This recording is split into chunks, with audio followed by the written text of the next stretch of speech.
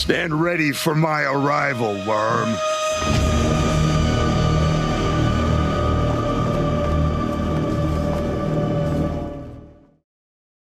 If you grew up in the church or really anywhere in the world, you may have heard that the Bible condemns homosexuality. What? But what if we've been reading it wrong? This video is looking at Romans chapter 1. Ready?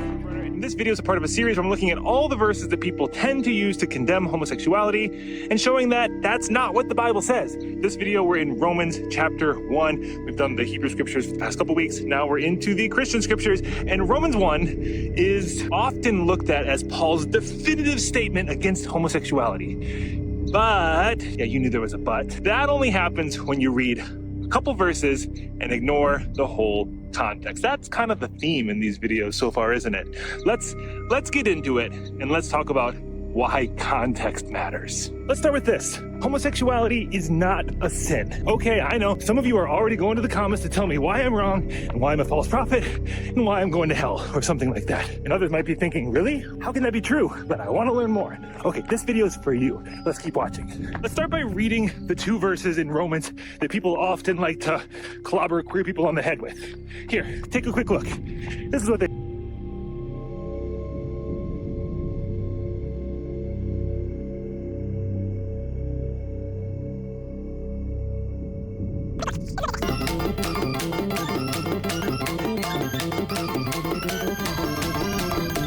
All right, you might be thinking, okay, Reverend Jim, how are you going to talk through this one? Well, once again, it all comes down to context.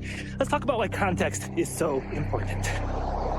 Imagine you're 2,000 years in the future reading a history book and it has two phrases in the same section. One of them says butt dial and the other says booty call. And these 2,000 years in the future historians are looking at this ancient text and they're saying, see, at one point in the 21st century, English-speaking people use this same phrase to mean the same thing. Because, I mean, if you just look at the words, it looks like they're saying the same thing. Butt dial, booty call. Okay, back to the present day. I'm pretty sure you recognize the difference between these two phrases. Butt dial and booty call do not mean the same thing. And the only way you know that is if you understand the context. So when we are 2,000 years removed from something, we might not implicitly know the context as much as we'd like to assume we do.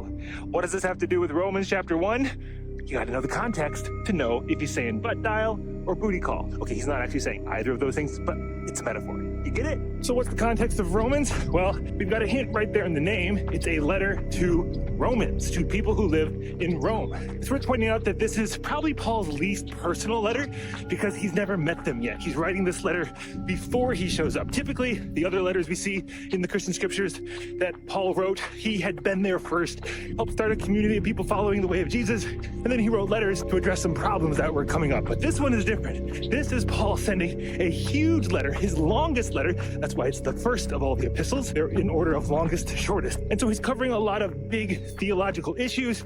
And he starts in chapter 1 talking about homosexuality. No, not really.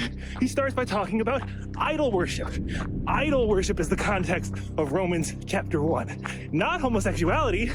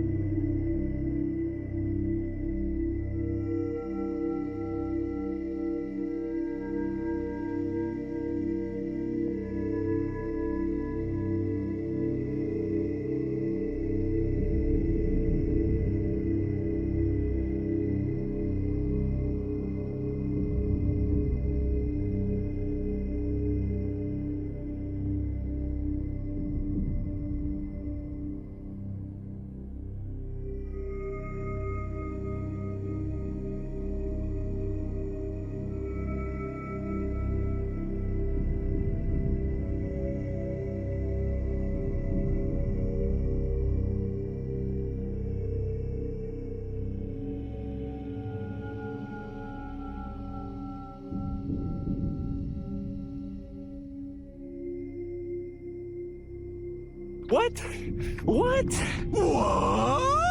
Now, in this first chapter of the letter written to the Romans, Paul is making a theological argument about what happens when you turn away from worshiping God and turn towards worshiping idols. The same-sex behavior he describes in this chapter is a symptom of pagan idolatry. It's not the subject of some moral commentary. Also, it's worth pointing out that in the Greco-Roman world, where Paul was writing to, same-sex acts were common in temple prostitution. So that could be the context that Paul's writing about here. He's talking about what's going on in that pagan idolatry space and how that is not what it means to follow the way of Jesus. Paul's not writing some review of Brokeback Mountain or giving a commentary on Pete Buttigieg's life. He's talking about a specific time and a specific place, a specific context. Remember butt dial booty call? Context is kind of a big deal when it comes to reading something that was written 2,000 years ago. And when you just think about it a bit more, we realize that Paul had no concept of sexual orientation. That was not a framework for their world the way it is for ours.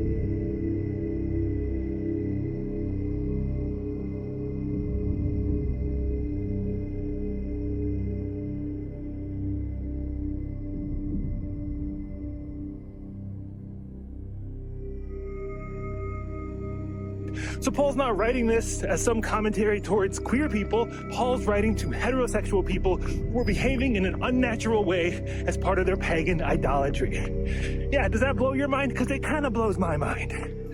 What it comes down to is this. Paul was not writing a policy statement on same-sex relationships. He was writing about the spiritual collapse of a culture who had abandoned God. And so reading Romans 1 as a commentary on a queer person's committed relationship means you have to read it entirely out of context.